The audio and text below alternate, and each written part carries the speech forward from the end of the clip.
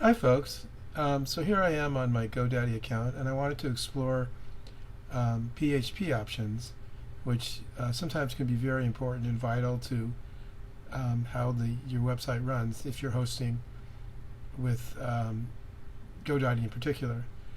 I'm logged into my GoDaddy account. I have several domains and a web hosting plan. I'm going to go to the web hosting section and click Manage All. And then I want to go to the little cPanel icon. Now, your account may have cPanel or not. I do have cPanel. I prefer it to manage WordPress because it's more flexible. But you do have the option to get a plan with cPanel or not. Once I'm here, this is not my domain name, but it's the name of the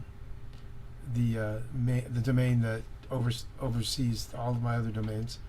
And there's a little button called cPanel the admin. I can click on that and it'll bring me to all these options for cPanel.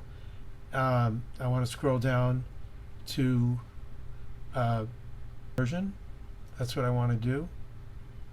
And once I'm in this window, I can check out my current PHP version.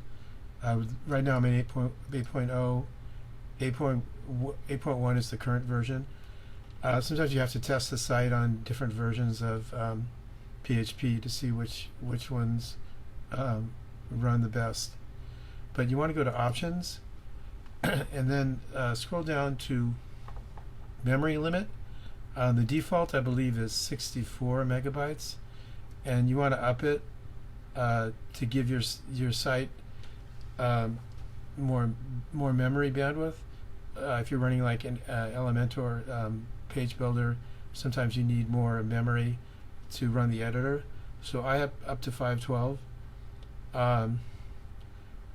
Post size, I think default is 32. I upped it to 64, a larger post size, and then upload max file size. I think the default is 64, and you can up it to whatever you want. Just to make your, you can play around. Also, the max execution time I usually put to 300. You can play around with these settings to see what works best for your website. But a lot of times you'll see the editor in Elementor isn't working, and the trick is to up the memory limit. So I hope you enjoyed this video, and there'll be more to come.